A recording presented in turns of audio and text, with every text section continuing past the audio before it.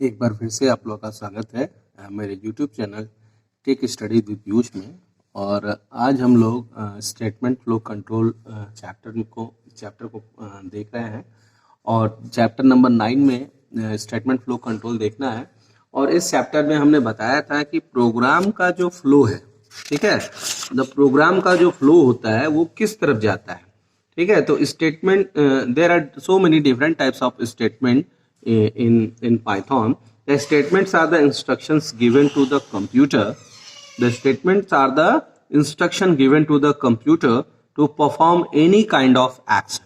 ठीक है, basically be it data movements and be it making decisions or be it repeating actions हो गया, ठीक है। तो basically there are three types of movements, statements: data movements, data and decision making and repeating action.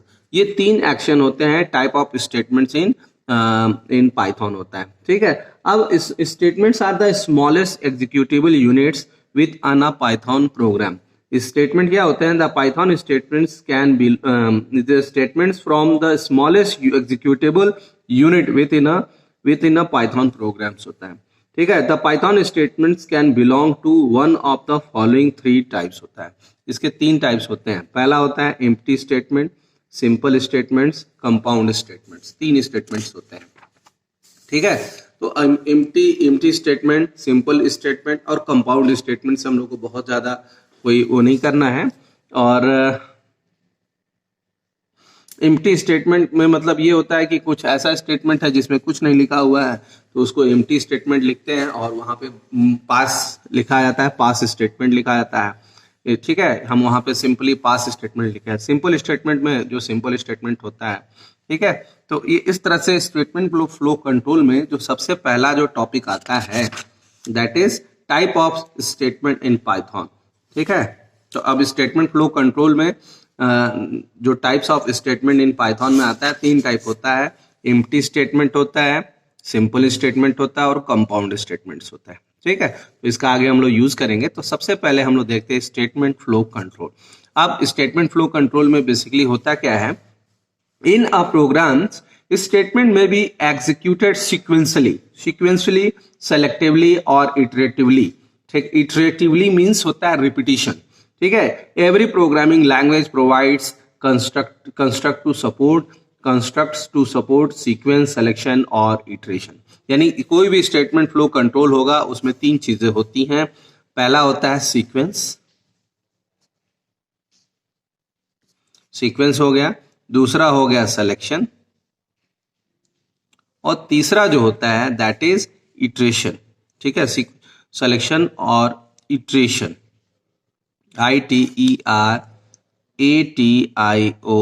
Iteration बोलते हैं। और इसको bracket में आप चाहो तो लिख सकते हो LOOP, लूप होता है, ठीक है। यानी स्टेटमेंट फ्लो कंट्रोल में तीन स्टेटमेंट्स होते हैं, सीक्वेंस, सिलेक्शन एंड इटरेशन या होता है, ठीक है। अब सबसे पहला इसमें जो आता है हम बोलते हैं सीक्वेंस, ठीक है।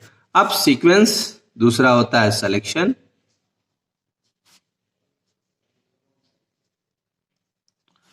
तीसरा जो होता है इटरेशन।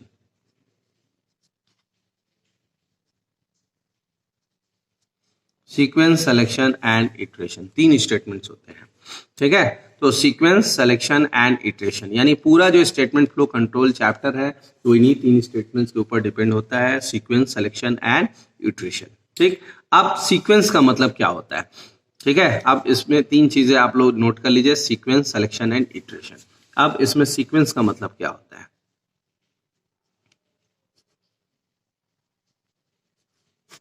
सीक्वेंस का मतलब क्या है? The sequence construct means the statements are being executed sequentially. This represent the default flow of statement, ठीक है। यानी इट मीन्स क्या होता है? The sequence construct means the statements are being executed sequentially, यानी एक सीक्वेंस ऑर्डर में execute होता है प्रोग्राम का जो स्टेटमेंट है। जैसे फॉर एग्जाम्पल मान लीजिए यहाँ तीन स्टेटमेंट है, हमने क्या किया, तीन बॉक्सेस को बना लिया ऐसे।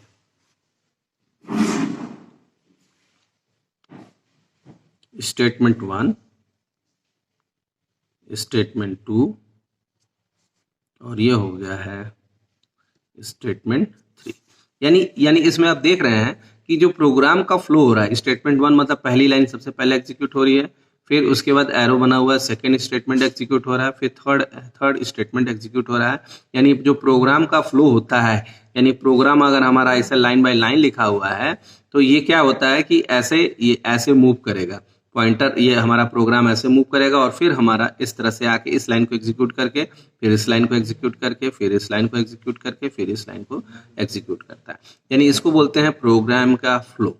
ठीक है, यानी प्रोग्राम का जो फ्लो होता है वो टॉप टू बॉटम होता है और लाइन बाय लाइन एग्जीक्यूशन होता है। इसी को बोलते हैं सीक्वेंस। जैसे आप प्रोग्राम जब लिखते हैं, कोई भी प्रोग्राम हम लोग कर रहे थे, सिंपल इंटरेस्ट का या कोई भी प्रोग्राम कर रहे थे, तो ऐसा नहीं था कि पहला प्रोग्राम हमने रन कराया, पहली लाइन रन किया, उसके बाद सीधे 10वीं लाइन पे पहुंच गए, इस तरह से नहीं था, या 5वीं लाइन पे पहुंच गए। सबसे लाइन बाय लाइन, यानी पहली लाइन पहले एग्जीक्यूट होगा, फिर दूसरी लाइन एग्जीक्यूट होगा, फिर तीसरी लाइन एग्जीक्यूट होगा। इसी को हम बोलते हैं सीक्वेंस। यानी सबसे ये जो सीक्वेंस होता है किसी भी प्रोग्राम का, वो टॉप टू बॉटम होता है या लाइन बाय लाइन होता है। तो the sequence construct means the statements are being executed sequentially. This represent the default flow of the statement. यानी ये क्या करता है, डिफॉल्ट फ्लो को बताता है कि हमारा पहली लाइन एग्जीक्यूट होगा, फिर दूसरी लाइन एग्जीक्यूट हो गई, ये पहली लाइन हो गई, फिर ये दूसरी लाइन हो गई, फिर ये तीसरी लाइन हो गई, फिर इस तरह से ये चौथी लाइन हो। यानी लाइन बाय लाइन एग्जीक्यूशन होता है, एक एक लाइन एग्जीक्यूट करता जाता है। ठीक है, every Python program being with the first statement of a program, each statement is executed when the final statements of a program is executed, the program is done होता है। Sequence refer to the normal flow of control in a program and it is simplest one होता है। यानी ये normal flow को बताता है कि line by line execution, program 1 पहले स्टेटमेंट 1 एग्जीक्यूट हुआ, फिर स्टेटमेंट 2 एग्जीक्यूट हुआ, फिर स्टेटमेंट 3 एग्जीक्यूट हुआ, इस तरह से ये रन करता जाता है। इसको बोलते हैं सीक्वेंस। तो the sequence construct means the statements are being executed sequentially. इसका ये मेन जो डिफिनेशन होता है,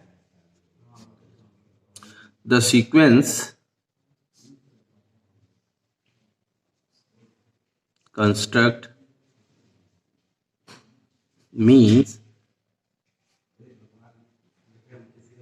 the statements are being executed sequentially। यानी ये सीक्वेंसली ऑर्डर में क्या होता है, एग्जीक्यूट होता है। ठीक, अब इसी के बाद दूसरा जो आता है सिलेक्शन। अब सिलेक्शन में क्या है, सिलेक्शन का मतलब होता है the selection construct means the execution of statement depending upon a condition test होता है। सीक्वेंस इसमें सिलेक्शन का मतलब क्या होता है, the selection construct means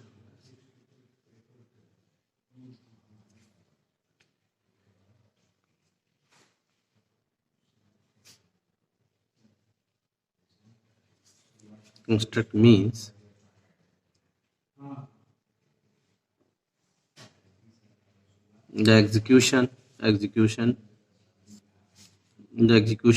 depending upon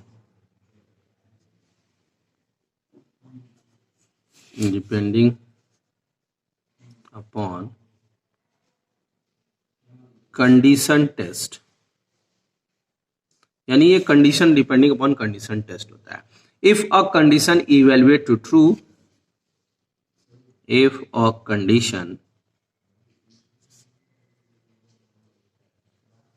evaluate to true, a block of the code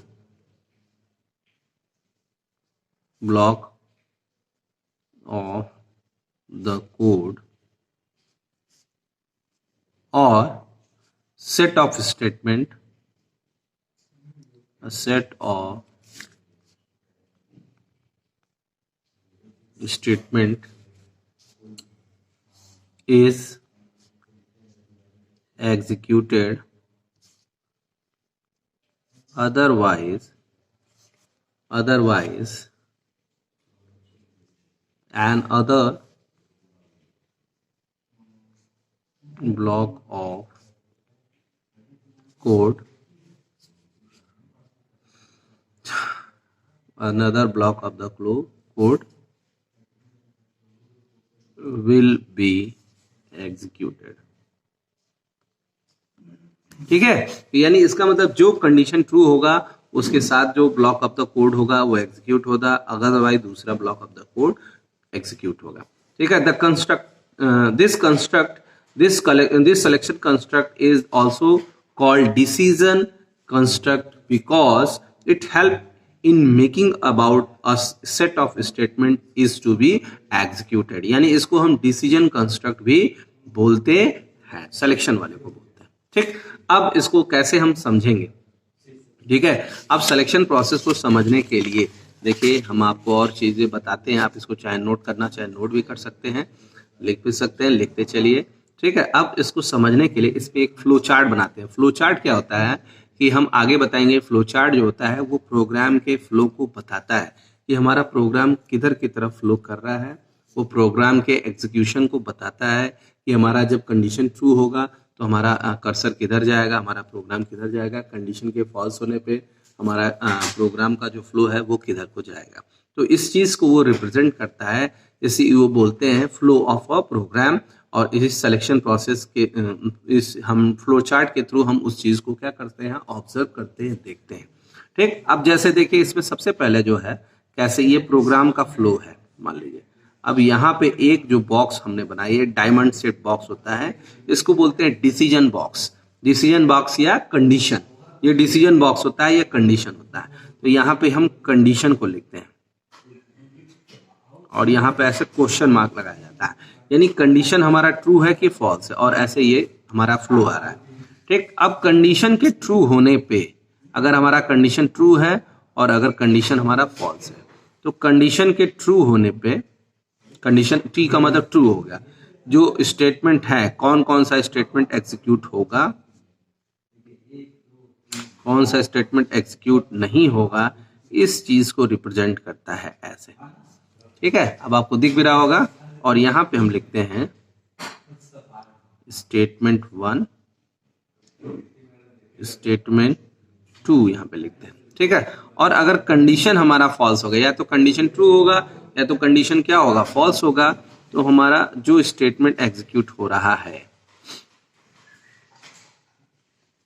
यानी ये स्टेटमेंट एग्जीक्यूट होगा और इसके बाद इस तरह से एग्जीक्यूट होने के बाद सीधे आके इसमें ऐसे ऐसे ये ऐड हो जाता है. इसको बोलेंगे स्टेटमेंट 3 और स्टेटमेंट 4. ठीक है, अब देखिए इसको आपको दिख रहा होगा, कंडीशन अगर हमारा ट्रू होता है, कंडीशन क्या है, ट्रू है कि फॉल्स, जो भी कंडीशन दिए हुए हैं. सपोज करिए अगर कंडीशन हमारा ट्रू होता है तो ट्रू के केस में आएगा तो स्टेटमेंट 1 एग्जीक्यूट करेगा, स्टेटमेंट 2 एग्जीक्यूट करेगा और सीधे यहां से क्या हो जाएगा, एरे के थ्रू वापस हो जाएगा, बाहर हो जाएगा, अगले स्टेटमेंट पे चला जाएगा. और अगर कंडीशन हमारा फॉल्स होता है तो हमारा जो प्रोग्राम का फ्लो है वो फॉल्स की तरफ जाएगा, स्टेटमेंट 3 एग्जीक्यूट करेगा, स्टेटमेंट 4 एग्जीक्यूट करेगा और बाहर आएगा. इसका मतलब क्या है कि जब कंडीशन हमारा ट्रू हो रहा है तो 1 और 2 एग्जीक्यूट हो रहा है और प्रोग्राम बाहर चला जा रहा है, और अगर कंडीशन हमारा फॉल्स हो रहा है तो स्टेटमेंट 3 और 4 एग्जीक्यूट हो रहा है और ये बाहर हो जा रहा है. यानी जब कंडीशन के फॉल्स होने पर 1, 2 एग्जीक्यूट नहीं होगा और कंडीशन के ट्रू होने पे 3 और 4 एग्जीक्यूट नहीं होगा. तो यही मेन है, यानी जो जो प्रोग्राम के फ्लो में जो जो स्टेटमेंट पढ़ेंगे वो सारे स्टेटमेंट एग्जीक्यूट होंगे, जो स्टेटमेंट नहीं पढ़ेंगे वो स्टेटमेंट एग्जीक्यूट नहीं होगा. ठीक है, तो इस तरह से प्रोग्राम का फ्लो होता है. यानी यहाँ पे हम डिसीजन, इसको देख करके डिसीजन ले रहे हैं कि अगर कंडीशन ट्रू है तो स्टेटमेंट 1 एग्जीक्यूट होगा, स्टेटमेंट 2 एग्जीक्यूट होगा, अगर कंडीशन हमारा फॉल्स है तो स्टेटमेंट 3 एग्जीक्यूट होगा, स्टेटमेंट 4 एग्जीक्यूट होगा, 1 और 2 एग्जीक्यूट नहीं होगा. ठीक है, और यहां से ये प्रोग्राम सीधे क्या हो जा रहा है, बाहर हो जा रहा है. ठीक, तो इसमें लिखते हैं you apply decision making, we apply decision making और act selection in our real life so many times, that is if the traffic signal light is red then stop, if the traffic signal light is yellow then wait, and if our signal light is green then go. ठीक है, तो हम इसको traffic signals में भी use करते हैं. we can think of many such real life example of selection decision making.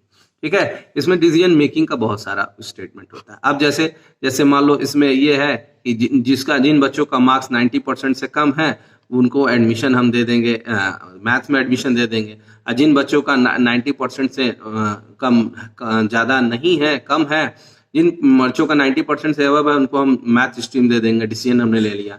इसी तरह से जिन बच्चों का 90 से कम उनको हमने कॉमर्स में दे दिया या आर्ट दे दिया। तो इस तरह से डिसीजन मेकिंग है, इसको बोलते हैं सिलेक्शन प्रोसेस को डिसीजन मेकिंग बोलते हैं। और इसका बेस्ट एग्जांपल होता है, एक स्टेटमेंट यूज किया जाएगा इफ एल्स, और ये हम लोग आगे यूज करते हैं। ये इसका एग्जांपल होता है, इफ एल्स होता है और एक होता है स्विच।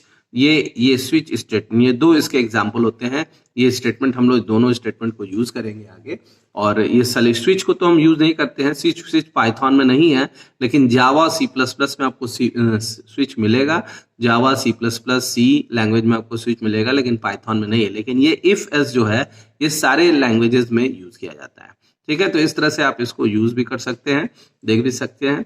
नेक्स्ट हमारा जो प्रोसेस है, स्टेटमेंट फ्लो है, तो पहला हम लोगों ने देखा सीक्वेंस, दूसरा सिलेक्शन, और तीसरा जो आता है दैट इज रिपीटिशन और इटरेशन प्रोसेस।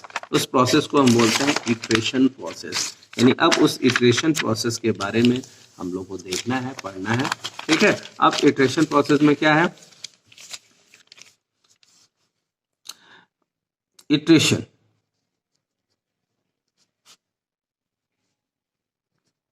इटरेशन प्रोसेस का एक और नाम है जिसको हम बोलते हैं लूपिंग, LOOPING।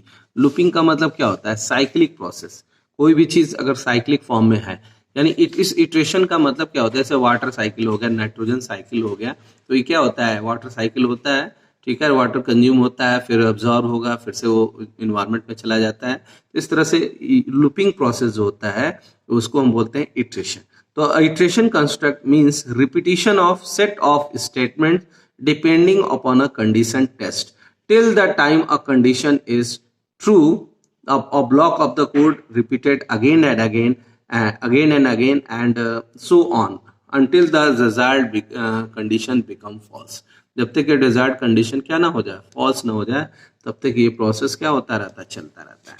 अब सिलेक्शन प्रोसेस में क्या था, सिलेक्शन वाले में क्या था कि या इसको ये ब्लॉक ऑफ द कोड बोलते हैं, इसको, इस चीज को हम बोलते हैं ब्लॉक ऑफ कोड। ठीक है, यानी जहां पे मल्टीपल लाइंस होंगे उसको हम बोलते हैं ब्लॉक ऑफ कोड बोला जाता है। ठीक है, तो अब वो statement block of the code, यानी यहाँ पे या तो ट्रू होगा या तो फॉल्स होगा। ट्रू होने पे ये होगा, फॉल्स होने पे ये लाइन एग्जीक्यूट करेगा। लेकिन इसमें इटरेशन में क्या होता है कि जब कंडीशन ट्रू होता है तभी तक ये लूप चलता है, कंडीशन के फॉल्स होने पे लूप हमारा रुक जाता है। यानी वो रिपीटिशन होता रहता है, अपने आप वो चलता रहता है, रिपीट प्रोसेस होता है, तो उसको बोलते हैं iteration.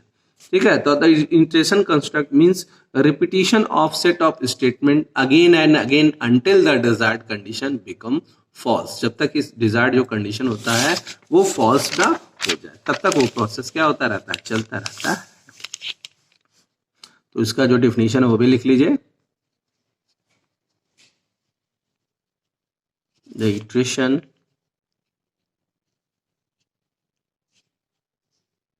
constructs mean, the iteration construct mean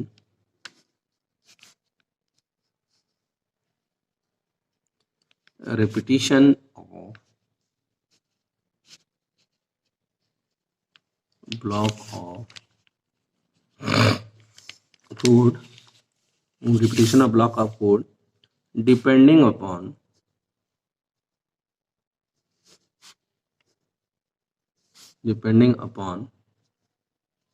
a condition test होता है, depending upon a condition test until the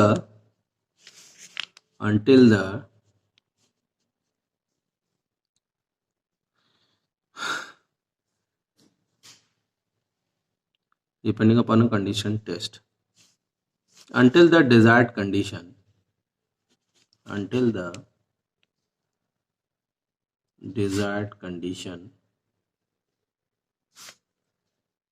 become false। यानी जब तक कि डिजायर्ड जो कंडीशन है फॉल्स ना हो जाए तब तक हमारा जो ब्लॉक ऑफ द कोड है एग्जीक्यूटेड होगा, रिपीट होगा, रिपीट करता होता रहेगा जब तक कि हमारा कंडीशन क्या नहीं हो जाता है, फॉल्स नहीं हो जाता है। ठीक है, तो अब इस iteration construct is also called looping construct, इसको हम लूपिंग कंस्ट्रक्ट भी बोलते हैं। ठीक है, अब देखिए इसका इसका जो फ्लो चार्ट बनेगा, अब देखिए इसका फ्लो चार्ट थोड़ा सा अलग हो जाएगा, डिसीजन सिलेक्शन से थोड़ा सा अलग। अब यहाँ पे फिर यही ये क्या कौन सा बॉक्स हो गया, ये हो गया कंडीशन, ये हमने क्वेश्चन मार्क लगा दिया। अब कंडीशन के ट्रू होने पे, कंडीशन के ट्रू होने पे जो स्टेटमेंट्स होंगे,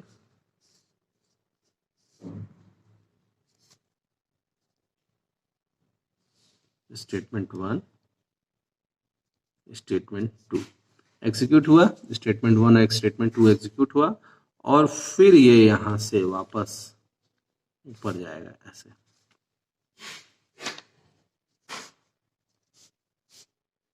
ऐसा। ठीक है, एग्जीक्यूट हो रहा है स्टेटमेंट, और जैसे ही कंडीशन फॉल्स हुआ वो सीधे क्या हो जाएगा, एग्जिट हो जाता है, यानी यहाँ से सीधे बाहर हो जाएगा। तो इस तरह से ये रिपीटिशन होता रहता है साइक्लिक। कंडीशन ट्रू है, स्टेटमेंट 1 एग्जीक्यूट हुआ है, स्टेटमेंट 2 एग्जीक्यूट हो गया, फिर ऊपर गया, कंडीशन चेक किया, कंडीशन ट्रू है, फिर स्टेटमेंट 1 स्टेटमेंट 2 एग्जीक्यूट किया, फिर ऊपर गया, कंडीशन को चेक किया, फिर ट्रू है, स्टेटमेंट 1 एग्जीक्यूट, फिर ऊपर गया, फिर कंडीशन चेक किया, ट्रू है, तो फिर स्टेटमेंट 1 एग्जीक्यूट। स्टेटमेंट अगर फॉल्स हो गया, यहाँ पे कंडीशन अगर फॉल्स हो गया तो तुरंत फॉल्स होते ही सीधे वो क्या हो जाएगा, बाहर हो जाएगा। जबकि सिलेक्शन वाले में क्या था, सिलेक्शन वाले में हमने क्या किया था कि ट्रू होने पे भी वो कर रहे थे और फॉल्स होने पे भी एग्जीक्यूट कर रहे थे। तो इस तरह से जो है हम यूज कर सकते हैं, और इसको हम बोलते हैं बॉडी ऑफ द लूप। ये लूप की बॉडी है, ठीक है, बॉडी ऑफ द लूप है। तो इस तरह से आप यूज कर सकते हैं इसको। तो इसमें मेन जो होता है स्टेटमेंट लिखा जाता है, the iteration construct means repetition of set of statement depending upon a condition test till the time a condition is true, a set of the statement repeated again and again. As soon as the condition become false, the repetition stop होता है। ठीक है, the iteration construct is also called looping construct. The the set of statement that are repeated again and again is called body of the loop होता है। body of the loop हमने बताया भी, body of the loop हो गया। body of the loop, the condition on which the execution or exit of loop depends is called a exit condition or test condition हो गया। if we can find in many examples of iteration or looping around us हो गया। for instance, often see our mother cook chapati or dosa or appears for appears form for you हो गया। ठीक है, बहुत सारे इसके एग्जाम्पल्स होते हैं, और every programming language must support these three types of construct as a sequential program execution in indicates of the problems we must solve. Python also provide statement that support these constructs होता है। ठीक है, कमी this construct होता है। तो इसका जो एग्जाम्पल होता है, इस इटरेशन प्रोसेस का जो एग्जाम्पल होता है, उस एग्जाम्पल में आता है हमारे बेसिकली दो लूप होते हैं। यहाँ पे पाइथन में सिर्फ दो लूप हैं, बेसिकली तीन लूप होते हैं। एक होता है, सबसे पहले होता है वाइल, दूसरा होता है फॉर, और तीसरा होता है डू वाइल। ये तीन लूप होते हैं बेसिकली सिलेक्शन में। लेकिन जो पाइथन है, पाइथन सिर्फ दो लूप को सपोर्ट करता है। पाइथन लैंग्वेज में सिर्फ दो लूप होते हैं, और वो जो दोनों लूप हैं वो हैं वाइल और फॉर। ये तीसरा लूप हम लोग के कोर्स में नहीं है, और ये पाइथन इसको सपोर्ट भी नहीं करता, यानी पाइथन में डू वाइल का कॉन्सेप्ट नहीं है। ठीक है, लेकिन वाइल और फॉर है। ठीक, तो यानी जो पाइथन जो लैंग्वेज है, हम लोग को दो इटरेशन स्टेटमेंट पढ़ने हैं, वाइल एंड फॉर। ये दोनों बहुत इंपॉर्टेंट है, बहुत पूछा जाता है, और इन दोनों की हेल्प से ही हम प्रोग्रामिंग आगे करेंगे। ये अगर ये दोनों लूप ना हो तो फिर प्रोग्राम हम लोग नहीं बना पाएंगे। तो ये सब बहुत इंपॉर्टेंट है, और आज हम लोगों ने देख लिया सीक्वेंस, सिलेक्शन एंड इटरेशन, ये तीन कंस्ट्रक्ट खत्म हो गए। अब हम लोग सबसे पहले जो स्टडी करेंगे वो पढ़ेंगे हम लोग सबसे पहले सिलेक्शन प्रोसेस। कौन सा प्रोसेस पढ़ेंगे? सिलेक्शन। और सिलेक्शन में सबसे पहले जो हम लोग पढ़ेंगे वो पढ़ेंगे इफ एल्स। इफ एल्स के बारे में स्टडी करना है हम लोग को। इफ एल्स स्टेटमेंट को देखेंगे और हम लोग नेक्स्ट क्लास में इसको स्टडी करते हैं। और आज के लिए इतना ही रहने दिया जाए, फिर हम लोग अब जल्दी जल्दी कोर्स को ख़त्म करना है, आगे बढ़ते चलेंगे और जल्दी जल्दी देखते जाएंगे। ठीक है, तो यहीं पे आज हम खत्म करते हैं। Thank you for watching.